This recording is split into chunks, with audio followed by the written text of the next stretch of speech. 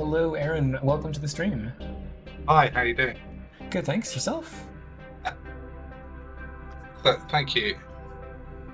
All right. So let's take a look at Schooled. I will share the link in chat once more for the HIO page in case anyone else would like to play along.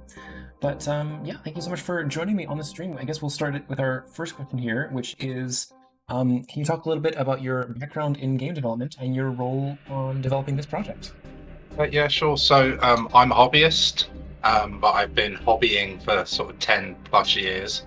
And yeah, my sort of like full-time job is I'm a sort of community artist video producer. So I make films and generally just try and do creative stuff. And to start off with the game dev, I was finding it too compelling. So I had to stop because I kept on avoiding the work I needed to do. And then the pandemic came along and gave me like an opportunity to really indulge and roll my sleeves up. So just done lots of jams and stuff like that, which suits me because I can clear my diary and ignore my family for a couple of days and with their consent and stuff and just get stuck in. Yeah, it's always good if you can have that opportunity to just focus on a little bit of yeah, just a single project that you can really just put your head down. Oh no, I got killed there. Okay, let's try that again. The controls took a little bit of getting used to. So you're sort of like swimming in the direction that your character is facing, and then it is inverted. Okay. Yeah. So we're trying to deliver fish to the breeding point, which is white. Okay, so I'm gonna try and head in that direction.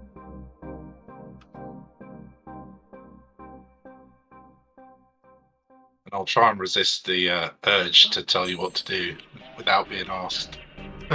Right. I mean, if there's something that I'm really not getting, I'll ask. But as you said, it's a good idea to try and see how much of I can intuitively pick up just on my own. So was this an idea that you had like kicking around in the back of your mind, or is it something that was particularly inspired by the theme of the jam? Yeah, so it's pure jam. In fact, I didn't start working until Sunday night because I didn't have an idea that sort of compelled me. So I kind of settled into not taking part in London Dare this year because I'd work and other things going on, and then it was sort of like an aha moment, and it felt like I could like scope it well enough to pull it off. So I probably did less than 36 hours to get this done. And yeah, I did actually tick off everything on my list, but I've just got a little bit better at knowing what is achievable and what's the most important. There's loads of stuff that I'd add to it and change with hindsight, obviously, but you know, it wasn't too crunchy. I've had crunchier jams, that's for sure. Gotcha. Yeah, I think it's good that everyone takes the time to like take care of themselves and get proper sleep and eat and not just.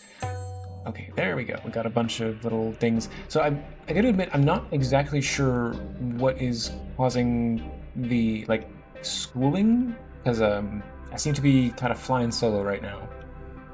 Yeah, so I didn't explain it in the game at all, but do you want to know? I mean, my inclination was to try to swim towards the little blue guys because I thought that would make Yeah. them like school up with me. So they see you as cover, and if you're the closest cover when they check, they'll school with you. So if you go fast past them, they're not going to school with you because they're going to keep looking at the weeds. So you kind of just have to linger, and that's where the danger comes in because that makes you vulnerable to everything that's trying to eat you. So right, and the kingfishers and so forth. Yeah. Yeah. Okay. Ooh, I think something is bumping my camera. It's probably this big purple fish. I super didn't mean to do that, just to go straight up like that, but that's just because I'm not used to inverted controls and it made me panic. Oh my gosh. Okay, I got completely swarmed by the giant purpley fish. Did not go super well, but that's okay. So you mentioned that you started on just Sunday night. So yeah, if effectively you only put in as many hours, like this could, by all rights, should be considered a compo entry. It's just Yeah, Because the idea came late, you had to submit it as a jam entry.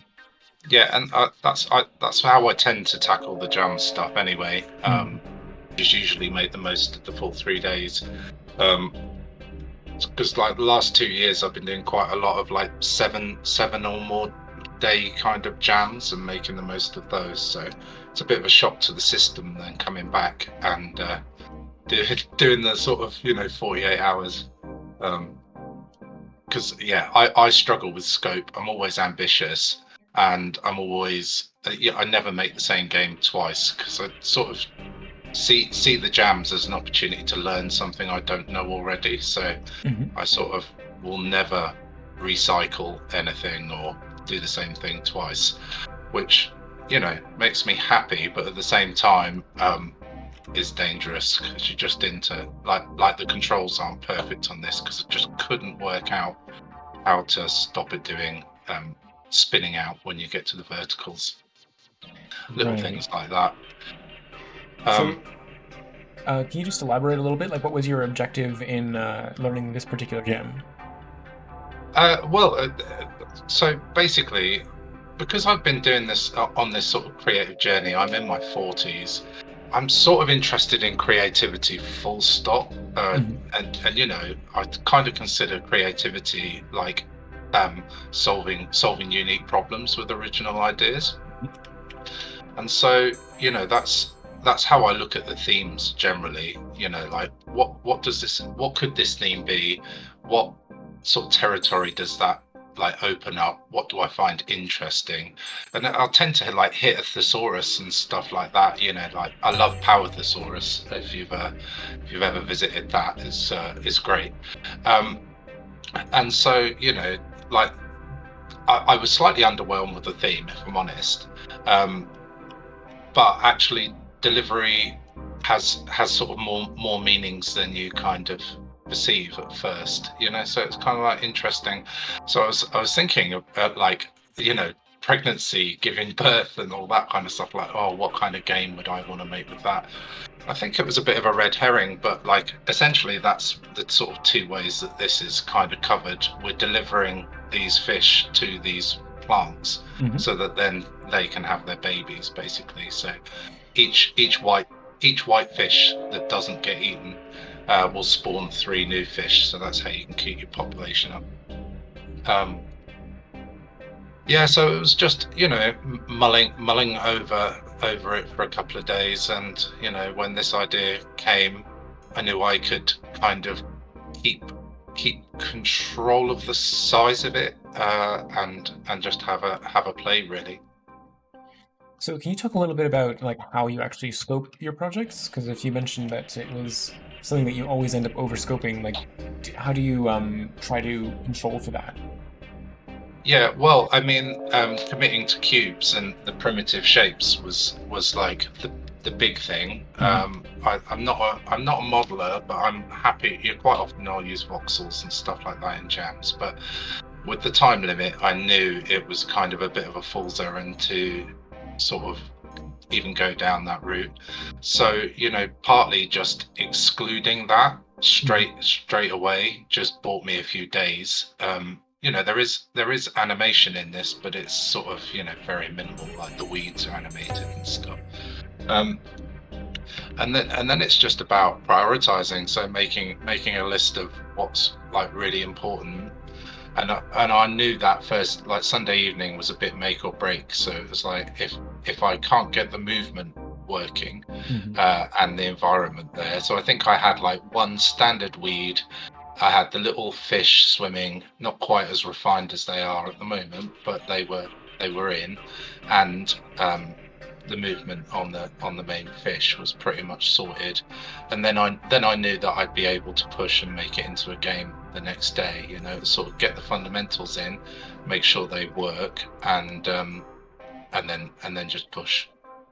Um, and so I just make lists and give myself deadlines and make sure that I'm sort of meeting them, or if like ahead of time. So if I know that something has proven to be more complicated than it should have been, um, then I just look at scope again. So things like these big fish, that fish that just ate you, Yeah.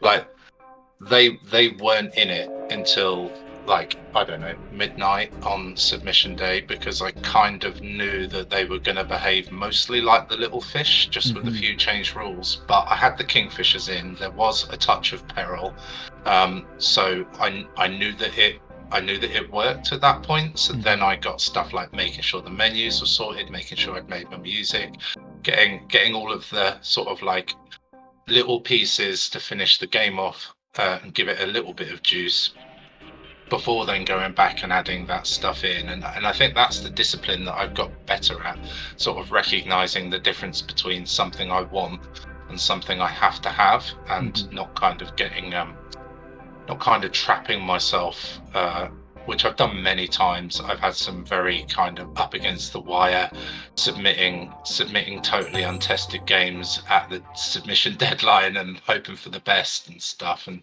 I don't know, it just never makes me happy. So I managed to get this in with an hour before the deadline for the submission, and it was like, that felt like a success, really. Oh man. I got Close. Kingfisher got me. What kind of score can you manage to get usually in this game? Okay, so I've not actually been watching very closely, but I don't know if you've upgraded your fish in any of these runs. No, I've But never managed it. okay, so basically, whenever you complete a white weed and it goes back to green, you get the number of fish that you've delivered added to your kind of collection. Yeah. So if you see that box top left, it says fish till next level 10. Yes. Once you've successfully delivered those 10, you'll upgrade. You get a tail, and it makes your fish faster, and you're more attractive to the tiddlers, that kind of thing. So I think the max level is something like 200, like 180 fish maybe by the time you get there. But as you upgrade, your like capacity, like it's easier to get them and easier to evade enemies and stuff, because your body provides more cover, so the tiddlers are more attracted to you.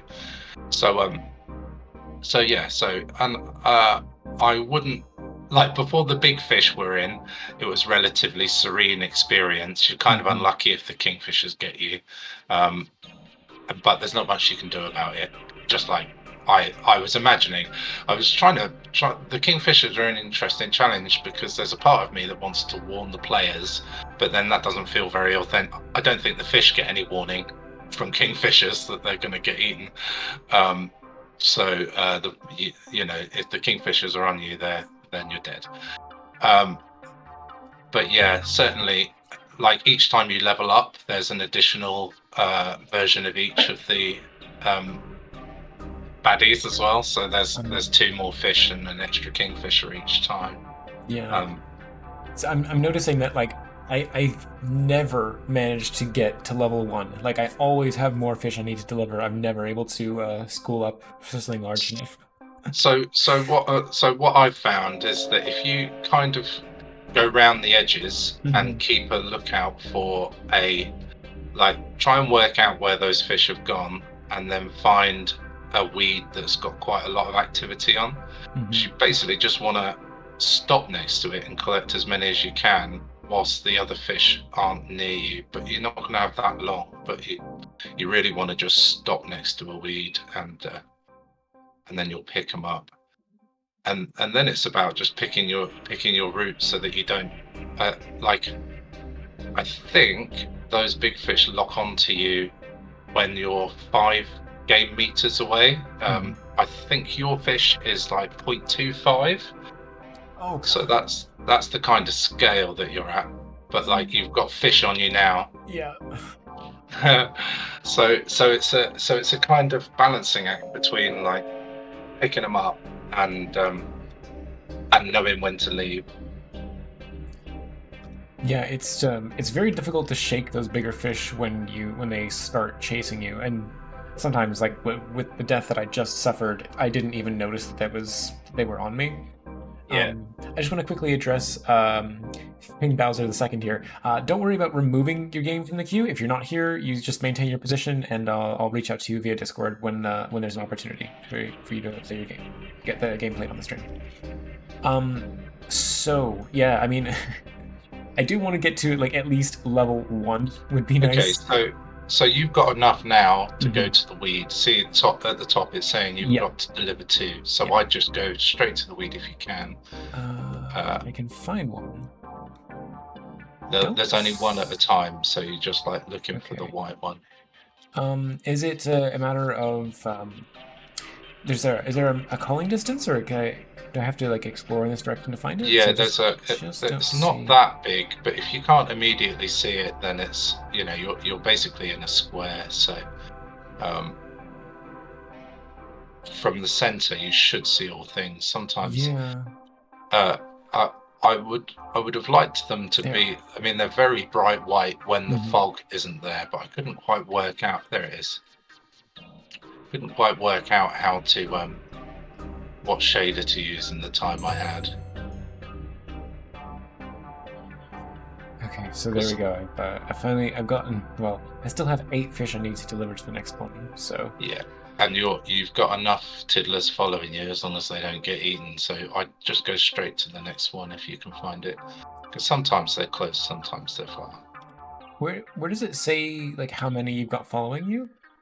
I can just see that you've got more than 2. Oh, more than 2. Oh, it's only 2 at a time. Okay. Well, the amount you can drop off at a weed is based on how many blocks they've got. Okay, okay. So because the weed can have a variable amount of like Yeah. So like this next feeding one on it. needs 3. Yeah, I see. And so Okay. depending on how many it takes, you can sometimes, like if it's a 1, Hmm. it's going to be on the ceiling, for example, because that's Oh, the only okay. only one. Um, I think the biggest of the weeds is 14. Okay, so this is a sort of ceiling weed. Trying to remember the instruction. Um, so And you can you got talk? really unlucky there. All the fish were just in the same place. Uh, that's why you got eaten. Oh yeah, I mean it's. They sometimes just spread out. Gets easier. I'll do like I said. I really would like to try and hit at least level 1 to get a tail, but so far, I mean, have you had the opportunity to see anybody else playing the game? Yeah, I've watched a few streams today. Well, a couple today and one last night as I was trying to like unwind. Hmm. I was definitely not going to go to sleep last night on submission. Um, yeah, and some people got really lucky on their one and only go. Uh, I wouldn't hang about there; he's too close to you. Oh yeah. Um, and other people didn't level up either. So I wouldn't say you're the worst player so far. Oh, well, then the other things you can breach the surface of the water, and that does help if you're being chased. So if you just swim fast and jump out, it sort of gets you a bit of space. The big fish can't leave the water, so they Hmm. they lose track of you a little bit. Okay, so oh boy. Okay. The only thing that I noticed is that sometimes it's kind of hard to gauge the size of fish. Like, um, I can't tell exactly how far away they are from me, just because it. I don't know. There's just an odd thing where like I'll think something is some distance like in front of me, and it's actually between the fish and the camera. Yeah. Um, well, why not? That's partly why I put the fog in, Hmm. because there was definitely it definitely kind of without fog it sort of flattened it right out. Hmm. Um, there in the project itself is a stereoscopic setup, so Hmm. left and right camera. Like the magic eye things where you cross your eyes Yeah, yeah. to make it 3D. Um, so this game, like my Unity project file, is called Stereo because it was like that was what I was thinking about doing. Um, but actually, after about 2 hours of like testing for that, I was just giving myself a proper headache because there's, playing games with your eyes crossed. Boss. Oh, you've done it by the way. Right, there you Yes. got your tail. Um, Yeah, and like, that's pretty standard with these like stereo images.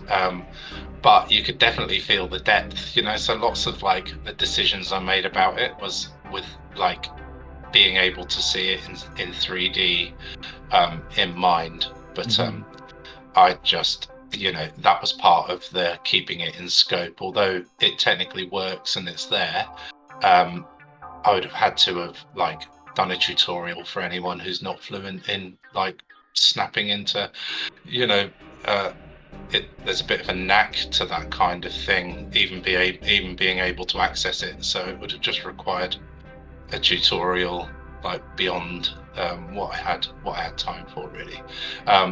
But it looked really cool. Like even before it, I stopped using that when it was quite a lot more primitive than this. But like those weeds just coming into the foreground there would have looked amazing. So I might do a post jam where I put that back in because it was kind of cool. But there's no way you'd be playing it this long without starting to get like eye ache and stuff like that. So it's What about just a simple like, no, I saw that guy making a beeline for me, and I couldn't get out of the way fast enough. But what about a simple like red cyan, um, like 3D stereoscopy like that? yeah, it's totally doable. Um, uh, I presume you'd be able to do that with the with what's built in. But yeah, no, it's not actually technically that difficult.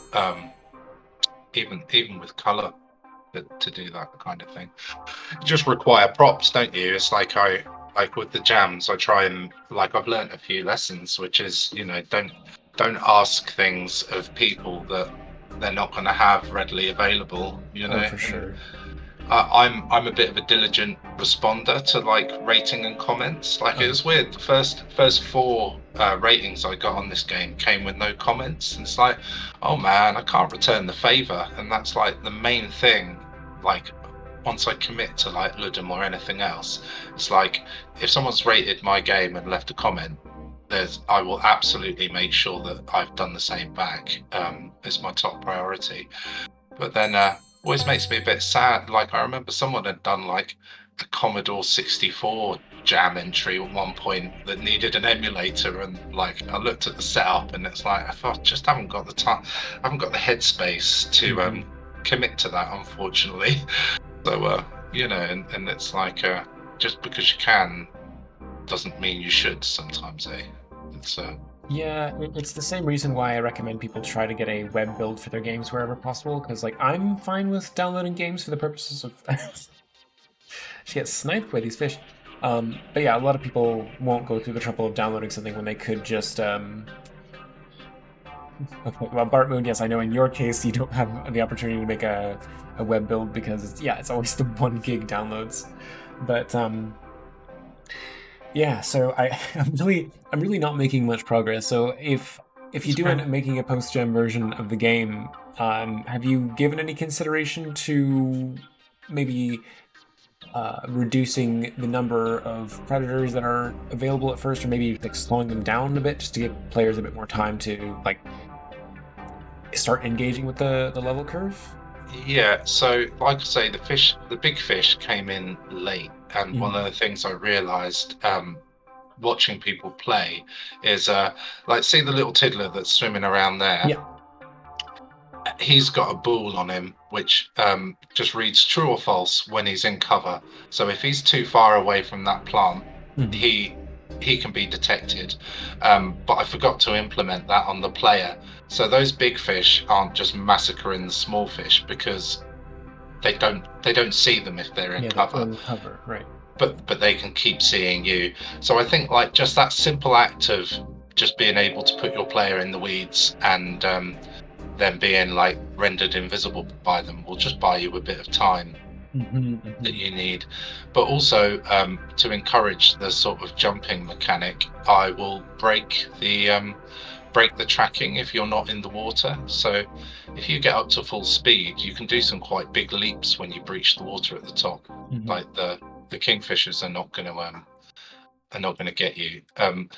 and it's quite satisfying, but it doesn't actually serve a function at the moment. And I think that's sort of like breaking being chased by jumping out of the water might be quite a nice way of just encouraging the use of that mechanic. And I put quite a lot of effort into the bubbles, which I don't know if you see. Oh well, the kingfishers do Yeah, bubbles. I did notice that actually. Well, Um, I noticed it after I died. I saw they like leave a trail of bubbles in the water that like slowly yeah, rises to the surface. so you do too when you leap out of the water. Okay. Um, so yeah, so the kingfishers, it really is chance that you get got by them. The fish are just a bit intense, especially because you're at the beginning. You're at the sort of entry level of like maneuverability and speed. Hmm. So as soon as you level up, you can outrun the big fish quite easily. Um, I think it kind of reminds me of the first stage of Spore. Did you ever play that? like we're going back a way, are we, Spore?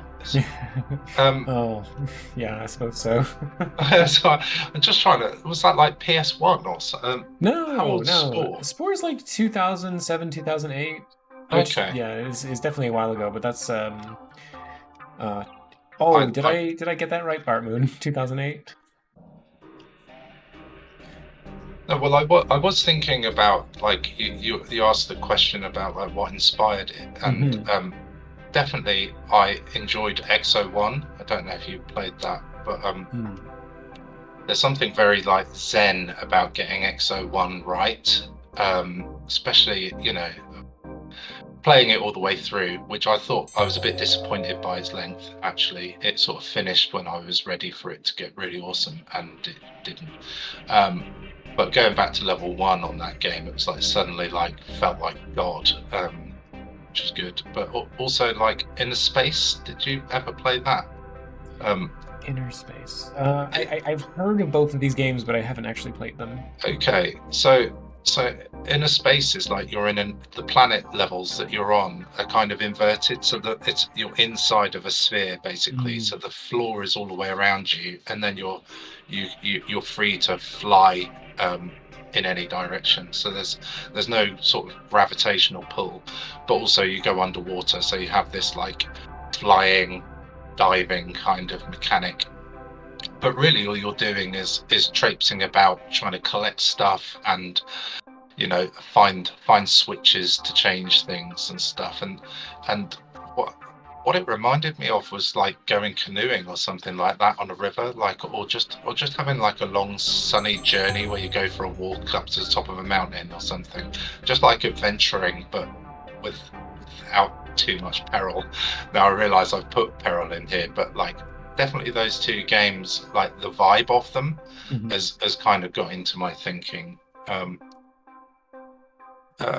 because I like slinky experiences, I guess. So I just wanted the movement to feel nice on this. I'm a bit disappointed that the controls get a bit weird when you go vertical, like just happened there. I couldn't quite work out how to fix that nicely before it finished. Um, Yeah, but it's almost like a kind of gimbal lock or something with the. it's because I've done like classic jam breaking the rules. I'm messing with the Quaternions in like nonsensible ways, Mhm. uh, and yeah, it's done. It's sort of made all of the movements nice because there's not actually any collisions in this. Um, so because like it was going a bit weird, I couldn't quite work out how to make it work nicely. So all the collisions are fake. You don't really hit the floor, or you don't bosh into anything at the edges. Um, but yeah, there's always the. You just think like things like making things move nicely should be like a simple matter of pressing a few buttons, and it just Mhm. isn't. you know, because like I said, I make films and stuff, and it's interesting talking to my film friends. Like they sort of don't really understand that there isn't this like tick a few things in an app and then you get Mhm. your game, like with editing. Pretty much everything is done for you that you wouldn't.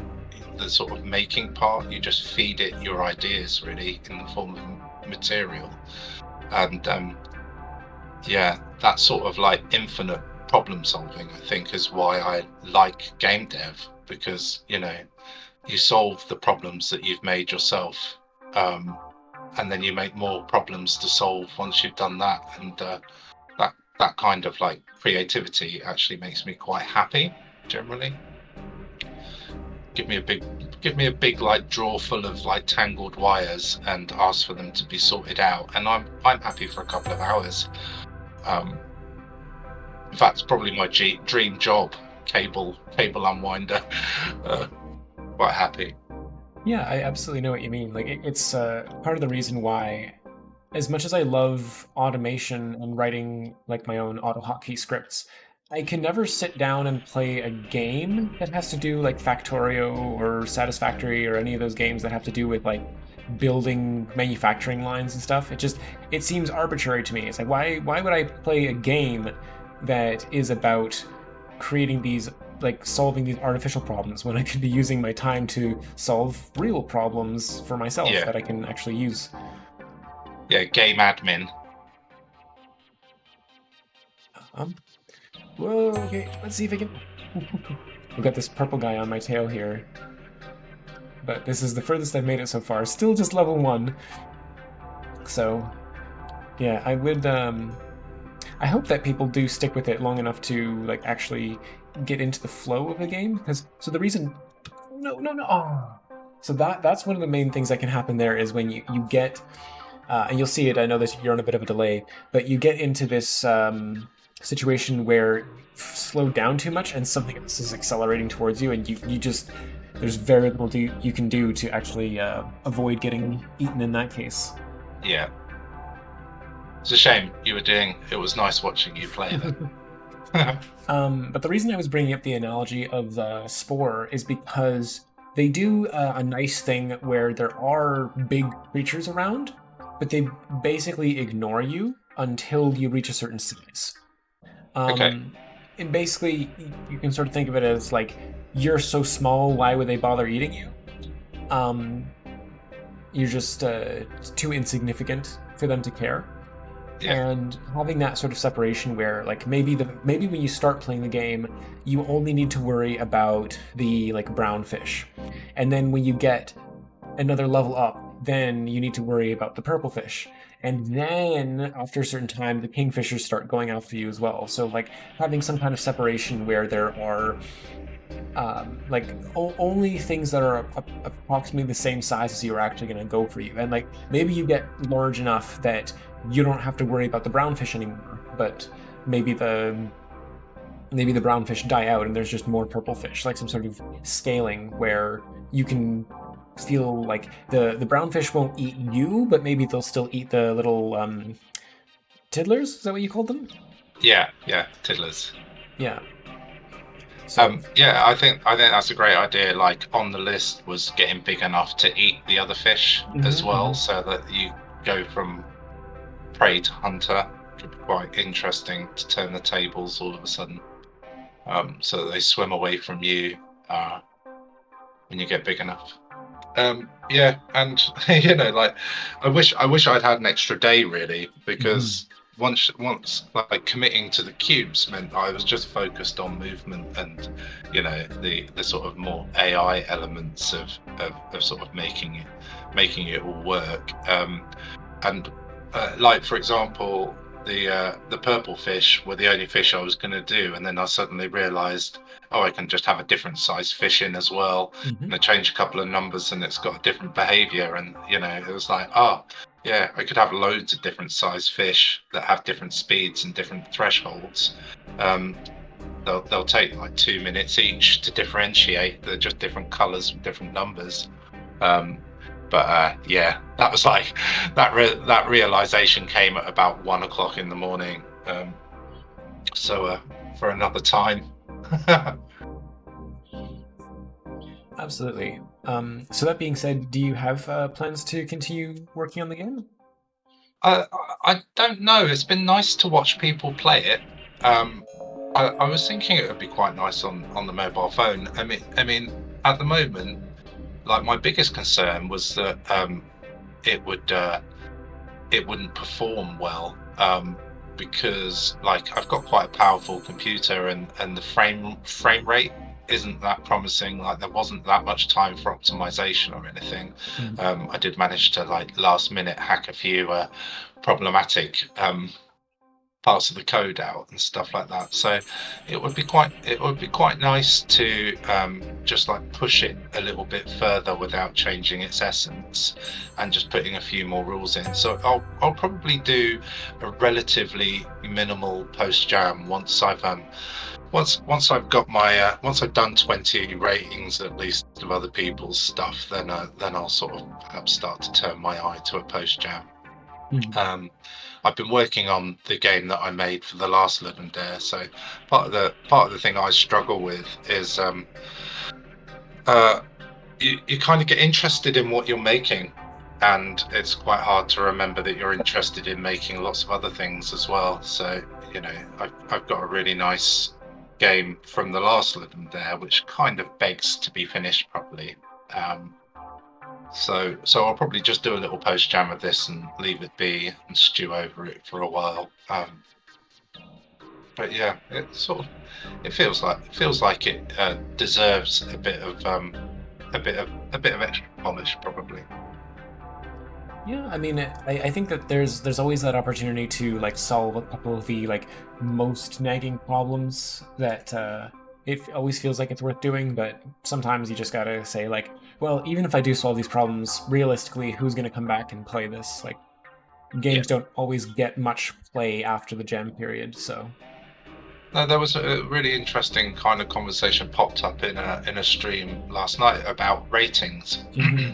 and somebody obviously slightly had a bee in the bonnet, maybe I don't know, but they were talking about um, giving too good ratings to people's jam entries when things were rubbish, and how that wasn't necessarily fair on other games that exist and people outside of the jam coming to see. And it's kind of like notionally a good point, but really what we were talking about is I mean, for me personally, when I'm playing and rating other people's games, I'm actually playing and rating their time rather than Hmm. their product, essentially. Because Hmm. you know, we've all just had some time, we've spent some time doing something, and I'm rating the worthiness of the time spent. And if you're like a 13-year-old lad who's doing your first game ever, my ratings will probably be slightly more generous in that context. It's not really about like how good the game is like it's not only how good the game is, it's Hmm. how good the effort is, I guess, or how interesting it is, that kind of thing. um, but part of my reflection on that conversation is like I know the game jams, the games themselves, they're really alive in this time. These next 18 days, Hmm. they're fully alive. And then once those 18 days are up, they're dead.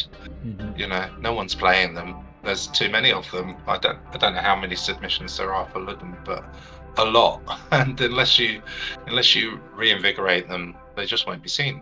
And that's fine, because they're only this is only 36 hours of work in the scheme of things. It sort of doesn't really deserve to be seen on a broader, you know, uh, sort of platform, until it does have enough time and energy put in to justify it, I guess. But yeah, it's kind of interesting, um, being a bit like long in the tooth as a jammer. Like I think this is probably like, I don't know, 15th, 16th game jam Hmm. over the years. Um, yeah, you do notice a difference between being an old jammer and a new jammer, and you know, the excitement of it. I wish I had some first jam excitement, um, but I'm quite happy that I managed to scope. You know, the pain the pain balances out the excitement, I guess. Yeah, I guess that like as I see it, that there's a definitely some people can get sort of swept up in the popularity contest side of things, and Yeah, they just want good ratings. They want to place high, and like, oh, my game was 79th in visuals overall or whatever. And like when you start to think about that, I feel like there ends up being these sort of like large teams that kind of consistently come back and sort of quote unquote dominate the rankings. Like these people who have been jamming together for years and they know each other and work together super well, and these five of them will just like put together some absolutely incredible game that will just absolutely shoot to the top. And I don't think it's healthy for people to think about competing with those people because I think their objectives are very different from the like you can come to a game jam with a lot of different objectives in mind, right? Like Yeah, these people who are putting together these like super polished, well-made, like working together like a well-oiled machine games, they probably are counting on people noticing their game and noticing their team and maybe that like feeding back to people checking out maybe like actual commercial games that they've released. yeah, Um, then you get individuals who are just like, game development for them is just a hobby, and they participate in it few and far in between. That sort of seems like the category that you're in, right? yeah, And other people are approaching game jams as like, oh, I've never made a game before, but I'll give this a try, and they just try to force themselves to like learn a new skill. So there's plenty of different reasons to approach a game jam, and there are for all those different reasons, ratings matter more or less. Because on the one hand, if you are making a game, you do want some sort of objective feedback of like, have I really tapped into the pulse here? Have I made something that people are enjoying and they want to see more of? Is it worth dedicating more of my time to making a post jam, maybe even a commercial release of this game? You're On the other hand, if you just enjoy the craft of the experience, like, or the experience of making like the craft, then maybe the ratings don't mean so much for you because you just want to know that you made something and put it out there. You're proud of the work that you did, like just this sheer joy of puzzle solving. yeah. Um, so yeah, I guess It's in kind of any case. it's tricky, isn't it? The whole rating thing, because I have won a couple of jams, and Mm, it's a buzz. It's such a great validation, and like it feels amazing. So why shouldn't you chase that? But I think that thing with making sure that I play lots of games, like I've done a couple of jams where there have been like 60, 70 entries, and I've managed to play them all. And yeah. I didn't necessarily win that one, I don't think, but I kind of knew where my game sat because I'd seen what the competition was. And the people who tend to get most upset about ratings, you also like, I've got into the habit of like checking people's qualifications for saying what they're saying, be that Mm, in like a Discord or something like that. And quite often you realize, oh, here's a load of people who got very excited about their game, didn't really know how game jams work, haven't played anybody else's, are entirely ignorant of what everybody else has done, and that's not a problem. But like actually, it didn't set them up very well for the ratings because mhm, they've been living, breathing, thinking about this game, working on post jam, getting excited about it, probably making it much better than they remember their entry being as well. And then suddenly they get these low scores and they're like feel quite hard done by having forgotten that there were big problems with their original entry and those kind of things. mhm, Um, but the ratings are so subjective. I know I'm a generous rater, and sometimes people on streams will show their ratings, and you kind of go, wow, okay, they're really harsh compared to me. Like our ratings are for the same reasons. It's just sometimes mine would be 2 points higher than theirs. And we still feel the same about the game. We've just got different rules as to what the stars mean. mhm, Um, I will very rarely like I really have to have found something offensive to give less than a 3 for anything. Like I don't really like giving less than a 3 uh unless I found something offensive or entirely absent, because yeah, like a 1 for me would mean like, yeah, it caused me harm to experience it, serious discomfort mhm, in the experience. Whereas for other people, it's just, they didn't like how it looked, so it's a 1. I, and so we've all got different, like, the scope of the ratings we receive is based on a very finite sample of the people who have come across our game. And for some people, they might have just got they might have got 20 really stingy people rate their game and actually think it's better than lots of the games that beat them, because those people just had 20 really generous people who would never give a low score. And once you realize that, the sort of ratings become less important until you actually get them, and then you still feel disappointed. Yeah. You know, I've had moments where it's like, oh, that means loads of people rated it too, because I also know loads of people rated it 5. You know, and I know that my games tend to be a bit divisive, usually because I don't explain them very well. So I was quite pleased that this one, at least you can pick it up.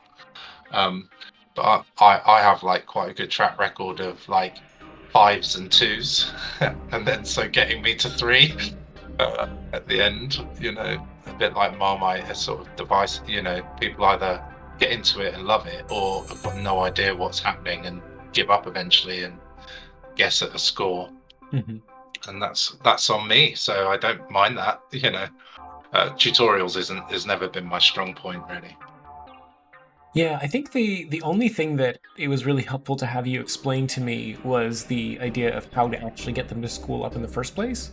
And maybe it would be worth adding that to the HIO and Ludum Dare just description, just because there are a few of these unwritten rules, which it's not a matter of giving away, like, as much as it is nice to see whether people can figure these things out intuitively. There might just be some rules that are a little hard to pick up. Like I'm not sure. Like when I swam near things, I noticed that they were following me, but I couldn't tell why they weren't following me. I didn't know I had to just sort of stay there. Like even having the opportunity to give a little bit of feedback, as if there was like a little cartoonish exclamation point above their heads when they like notice you and then start following you. But it's tricky. It's really hard to say like what is the exact right feedback that would make this intuitive, as much as just write a description for how it works for now. Yeah, and I always find it quite difficult to get the wording right on these things, because if you just press play again, you see there is a tip about that, but no one reads anything. So it's always tricky, like, because the fish are shy, hang around them to earn their trust. So yeah, that could be more instructional rather than metaphorical. I think that's the issue, and you're absolutely right. Like I didn't read it. Like I saw the controls, and it's like, oh yeah, okay, I need to know how to controls, like the statistics. I didn't entirely understand, like of all the numbers that I have in the HUD here, I was surprised to not have a number that showed me like how many fish were actually swimming around me, which is what you need to know when you're seeking out the white breeding point. I mean, you can mostly like visually tell, like, okay, I've got 4 around me right now. But when you start requiring larger numbers, then you might want to have an exact count of that information on your screen. Yeah, I totally agree. There isn't actually any logic in the game to I would have to write that in. So maybe that's just a post jam thing. The fish individually know that they're in the school. It won't be that difficult to work out. I just didn't have it available when it came time to do the UI, basically. Right. But yeah. So Bart Moon mentions this is why jams and ratings-based systems in general should strive to give good descriptions of what rating means. Sociology, psychology questionnaires are a good place to look for that, as they normalize the ratings. Yeah, because when I rate games, and I always rate them off stream. Like I in this case I can't because I didn't participate in Ludum Dare. But when I assign ratings to things, I sort of think about like it's a very subjective thing, but I sort of think about like I could look at a game that is just pure like simple shapes, like the one we played earlier on the stream, like Icy Lava's game. And I would probably give that like a 4 in terms of the aesthetics. Like, it didn't blow me away. but this was better than average. It was nice and clean. It was very functional. Um, if a game kind of like hits something that I would consider to be just average, like nothing that actively detracts, but doesn't blow me away, like that's what I would give something a 3. And then when you see somebody like those teams that I mentioned, like the well-oiled teams of like 5 or 6 people come together, like expert pixel artists, that's when I give a 5. Um, Yeah. and then if you get somebody like first time scratching something away in paint, um, and it just doesn't look well or doesn't animate well, or the visuals are actively confusing for the experience, that's when I start to assign a 2. And then, like you said, for something to earn a 1, it's got to do something like really bad. Like the game's got to make me motion sick, which to be fair is Yeah. actually not that hard to do. But you've got to like mess something up really badly for me to assign like an actual 1 in a category. Yeah, So and I think that whole thing of like playing one game after the other, which we kind of have to do, you get led, don't you? Like if you've played one of those like team of 9 kind of games that are like slick and feel like finished, yeah. and then you go to some like the next game that happens to be in your queue is like someone's like, you know, pretty minimal first time entry, it's gonna compare badly. Even if you feel like generous and stuff, it's just like it scores lower. Like if it's a bit like higher or lower, the card game, isn't it? Like Mm. if the next one's lower, the scores are going to be like augmented lower, no matter how objective you try and be about it, how rational you try and be about it. The games that precede the game you're playing do impact it, but also just human beings are different, aren't we? We're Oh, like absolutely. we've got so many people who are like neurotypical, neurodivergent, but really, as far as I'm concerned, it's just a spectrum of chaos Yeah. that we're all on. So, you know, when you're asking people to do something like unified, which comes down to like taste and experience, it's just impossible for it to be unified. But then when it's black and white, it's sort of like it's sort of when you receive those ratings, Mhm. it feels like you've received a sort of universal truth. Like that's the ratings that my game got, so that's what my game must be. Mhm. And it's just simply not true. Like I've experienced, and I've sort of watched it many times. Like um, you're better off getting bang on 20 ratings and leave it at that. You're likely to score slightly higher potentially if you've got a good batch of 20. The more ratings you get, I think the lower it ends up getting, just by virtue of allowing more people who are like less invested and stuff like that. And you know, like I know I've already got my 20 games sorted because I've made sure I follow people on Lud and Dare. I've got this like very long range, admittedly, but Lud and Dare relationship with a load of people who I recognize the tags of.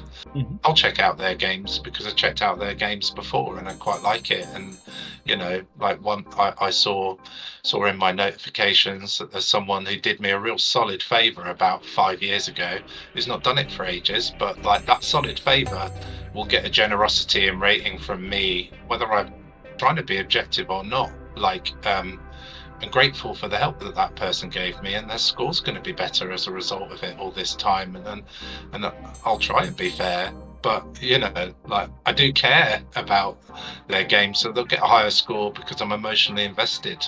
Even you know, and it won't be rubbish or anything, but you know, it's just how it goes. We're like we're relationship creatures and stuff, aren't we? So Oh, of you've got all course. these things, all these things kind of at play.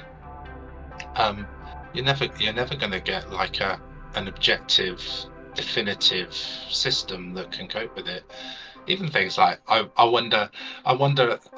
be curious to see if there's like a like an astrology take on ratings. Like you know, who are the most generous raters? Is it Gemini's? Like is my generosity in ratings typical Gemini behavior or what? It's like, you know, because we accept that people have got a variety of, I don't know, inclinations for what seems like arbitrary reasons, like what where was the sun in the sky when you were born, that kind of stuff. But yeah, I do find it interesting, but I still know what I would like and what will make me unhappy when the ratings come. Yeah. It's just how it is. And I think that like as much as I try to lay out a similarly like objective way of rating something, it is going to come down to like if I had a good time playing your game, I'm probably going to be more generous in the other categories, even though like the experience of play like should be and sometimes is its own category. But it's absolutely going to influence things because if I had a good time playing your game, it probably means that those other elements were working harmoniously. So Yeah, naturally, that those get higher ratings. It's really hard to maintain that objective line, as you said. But sometimes it just, the whole concept of giving ratings is like, if I end up playing a management game, well, I just don't like management games, so I'm gonna try to rate the categories in line with what makes sense for the game. Like I'll still give good scores for the aesthetics even if I didn't enjoy the play, but I'm not yeah, trying to rate and say that the play was bad. In fact, sometimes I will just straight up avoid giving a rating because it's not fair that I'm trying to score something when I can say like, well, I didn't enjoy it, but it's not because I like this genre and you did a bad job. It's because I don't like this genre, so I can't evaluate whether you did a good job or not. yeah. You're already prejudiced against it. I have a similar thing, which is 2D platformers. I sort of yeah, I was prime audience for Sonic 1 coming out and stuff like that, and it's like I paid attention to like some of the best, um, that I consider 2D platforming experiences for like 30 years. And if you're going to do a 2D platformer and ask me to play it, I can't help but like hold it up against those things. If your 2D platformer isn't at least as juicy as Sonic 1, I'm going to struggle to appreciate it. I'm going to find it a bit of a grind to play it because I've been spoiled, fancy pants, N plus, do you know N plus? Yes, Uh, I yeah, so played the like original and I mainline that. I mean, I only unlocked like half of the levels on the Flash one, but even then, that was like a war of attrition because some of those levels were mad. Um, but it felt so good to play and was so minimal. Like the aesthetics were perfect for it, but there's not much there really. But what they got was the juice. It's full of juice. absolutely. And so unfortunately every 2D platforming game that I'll play this jam, and there'll be plenty of them, I'm having to sort of like remind myself that it doesn't have to be N, and just because you'd rather be playing N right now, it's not the fault of the game maker and stuff. But for a genre I'm not so wrapped up in, it's really easy to be generous and you know uh, want to give my time. Um, but yeah, the honest truth is, I don't want to give any time to a 2D platformer that doesn't feel amazing. Yeah. Full stop. I've played too many of them. That's sort of like it's just how it is. And I find the sort of time management ones a bit interesting. Having made some as well, Mhm. they're just they're just difficult to play quickly, aren't they? And see and do justice to the gaming experience. And if you're just grabbing an opportunity to play in your lunch break or something like that, then it's tricky. I think you've played this game more than me, as it stands. Well, it just ends up as like I usually try to restrict games to like around 20 minutes, half an hour. But if there's a good conversation happening, then I'm not going to like. And now we're going to stop because, like I said, I can't rate the games anyway. We're going to have an opportunity to play everyone's games who submitted, so there's no real reason for me to rush through these if we're having a good conversation. Yeah, So as long as people are enjoying the conversation, that is the one thing I'm hopeful of. So. I am. It's nice to chat, because that's the other thing. You just get your head down so much, don't you? When you're doing like these game jams, it's like you Mhm. cut the rest of your life away, and um, it's quite a gear change to like go from being like so sort of like self-absorbed Mm. in the moment of like, you know, like it's all about your ideas and what you can pull off and your brain, and especially when you're doing it solo, there's not many conversations happening with anybody else about anything else for as long as you're working, and then suddenly you are you have to change gear into like thinking about other people and being like outside of yourself. And I think that's partly what I value about the jams is the sort of social connectivity afterwards of, I don't know, um good men's spaces actually, you know, like that's what kind of hooked me into jams was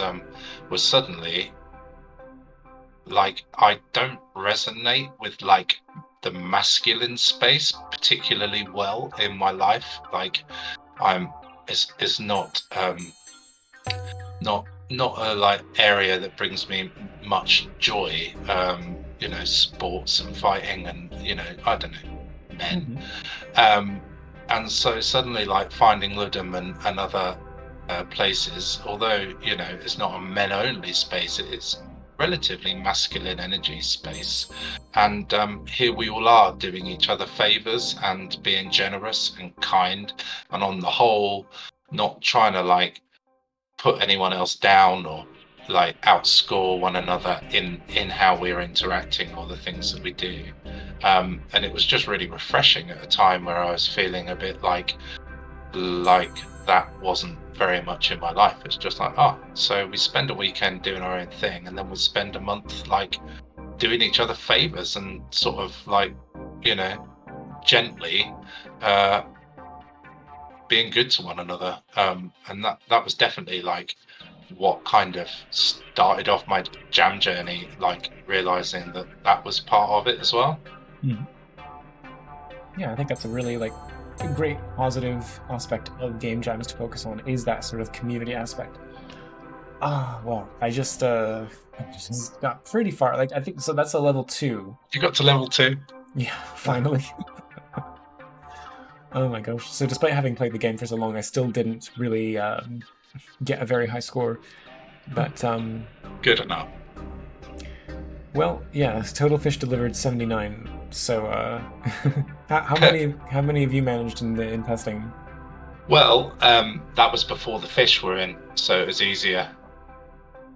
I think I got up to 180. Well, I've definitely maxed it out, which I think is 180. I'm not sure whether I've maxed it out on this version, but Mm, I've beaten your score, but then I do know how to avoid everything. right. But you know, again, it's that thing of like it it's also quite nice to just like I wanted something that just felt nice to be in, Mhm. and the score is a kind of bonus. Yeah, um, absolutely. I'm actually more interested in close calls from kingfishers than high scores, because that's when it gets exciting. When you know, uh when you know you almost got, that's when this game make, feels best, I think. Mhm. The near misses. um you know, the peril's real, isn't it? Very true. Absolutely. All right. Well, I think Cool. that's a good of a place to draw our conversation to a close as any. But Aaron, thank you so much for coming on the stream and having this conversation. It's been a lot of My fun. pleasure. It's And been fun. yeah, I hope you get the ratings you need and the feedback that you're looking for. You know, Thank you. all that being said, with it, you know, keeping in mind the whole context of the conversation. Just yeah, hope you get what you want out of this experience. Thank you. And you've got me now very curious because of all the games. As I said, I didn't participate in Ludum Dare, but I did make a game, a platformer, a 2D platformer that I'm very proud of, and uh, I'd love to see what you especially think of it because it is a game that I worked on for quite a while, and to know that your feedback as a platformer aficionado would mean a lot. Okay, cool. So what's this in? I think I Uh, already follow you in your itch, so I should be. I'll just find it and have a look. Oh What's yeah, this one called? I dropped a link in the chat. It's called Worlds Within Worlds, and like a version of this was released for a past Lirim Dare same engine that I then used to build out a more like level-based structure to the game. But yeah, I'm Cool. just in the process of considering whether I should make a sequel to this or not. And yeah, that's why the feedback that I could get would be very helpful. But again, if you want to check out other Ludum Dare games during the actual rating period, then it's not like I need feedback on this right now. Okay, cool. Well, I also got a couple of friends who are very good at the old platformers, so maybe we'll do a stream playing through it. 'Cause just so it's so interesting to watch people play, isn't it? There's no.